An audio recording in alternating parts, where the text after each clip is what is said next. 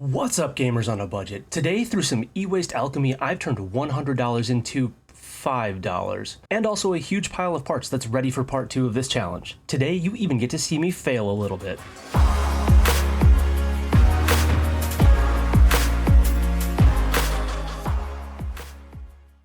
Last time, I used $100 and some wheelin' and dealin' to put together an entire 3rd gen system for a net 25 USD. Then, used the remainder of the budget to score a filthy X58 workstation, a wildly mediocre GTX 750 Ti with a failing fan, a dead GTX 980 I got for free, and an A-tier Corsair power supply with $5 left over to boot. The 3rd gen system got listed for $140 and honestly may have been underpriced for the local market because my inbox blew up and it sold in just over a half hour. Total budget after, 145 USD. That meant it was time to tackle the disgusting Z400 workstation, get a bit into why I love them, and then hopefully sell it all at a profit. But first, making sure I have a usable GPU, and my first failure. I intended to grab the fans from the dead GTX 980 and just swap them in.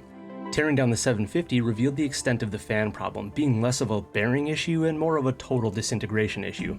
Not good. Even less good was my failure to notice, until it was almost all back together, that EVGA did EVGA things and used a 2-pin fan header on one and a 4-pin on the other. So chalk up one total failure on this plan, but some E6000 adhesive and 24 hours in a vise did return the original fan to operable condition, so not a total loss. Then it was onto the tower for so much cleaning. And once all the dust and grime is removed, I can see everything I have to work with here. The 1TB SSD is obviously a 1TB. The 20GB of RAM really is 20GB in an oddball 4x4 plus 2x2 configuration that's almost definitely going to cause issues, and the CPU is in fact a wildly underwhelming Xeon W3550 clocked at like 3.1 GHz. The first change I made before doing anything else was ditching the goofy RAM configuration, dropping back to a standard 4x4 GB, and the result was, well, this.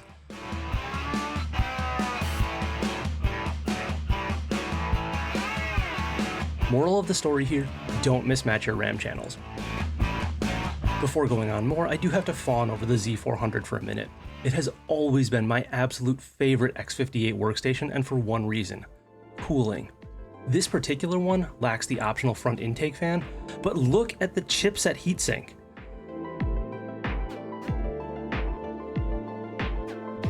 This machine also has the uprated non-loser cooler, which easily handles the 130-watt CPUs and hides an awesome cooling feature. That ducktail is actually ducting air down to directly cool the CPU power delivery. These machines were always exceptionally good for throttle stop overclocking, and with a W3680 would reliably hold 4.1 GHz all cores on even the factory power supply. Z400s are also amazing for recasing because you can just lift the whole tray out with the I/O shield and stick the whole assembly directly into an MATX case. Sadly, none of that is happening here. Instead, I'm making only one upgrade, swapping to the Xeon X5680, a 6-core X58 Legend that I've previously done a whole video on, and picked up here for 15 USD. Cue the benchmark montage on the $65 budget banger.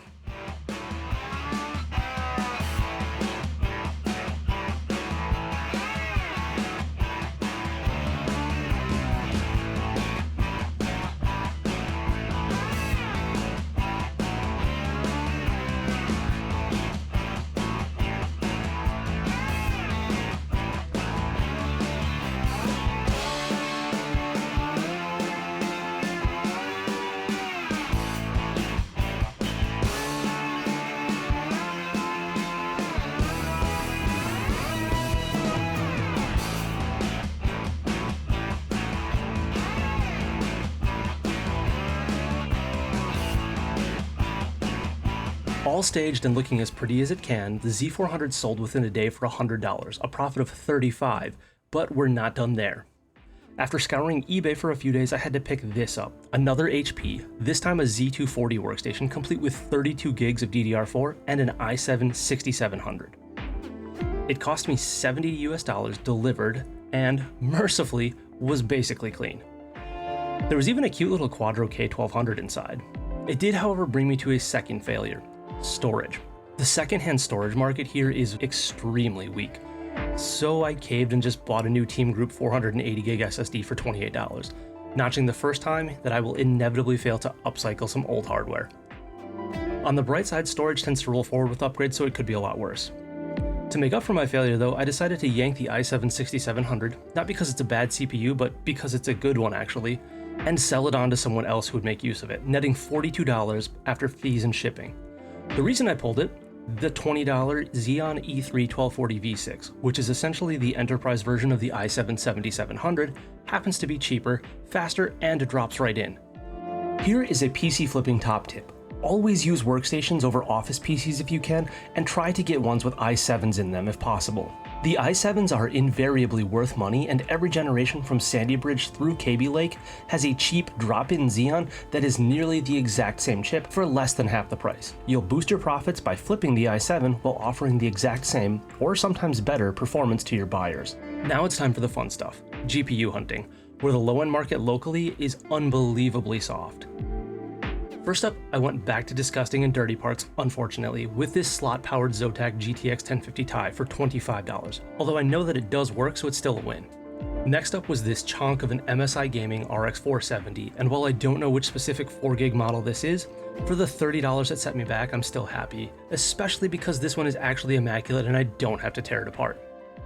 And rounding out the GPU haul, the cream of the crop, this PNY GTX 1050 Ti, with an idiotic 6-pin connector, for the princely sum of $15 USD. Now, altogether I did spend $10 on gas rounding these up, bringing the GPU haul to $80 for all 3 cards. So I followed my own flipping advice, spent $10, and picked up 4 of these 600 megabit AC Wi-Fi dongles. In light of the Z240 having a 400 watt PSU and a single 6-pin, I naturally opted for the PNY 1050 Ti to slot in, and it performs like this.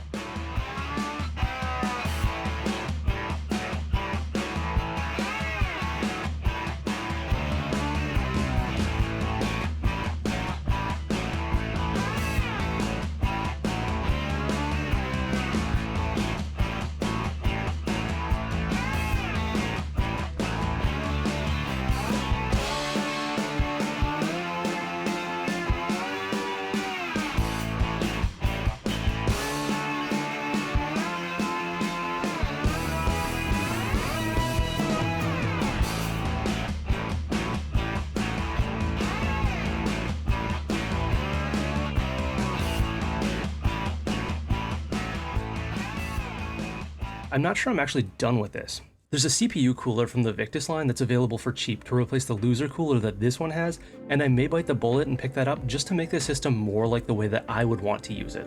Or not, we'll see. Regardless, I plan to have this sold by the start of the next round, so be sure to stop back to watch and find out what I do with this. And until then, be sure to like and subscribe if you haven't, and thank you all for watching.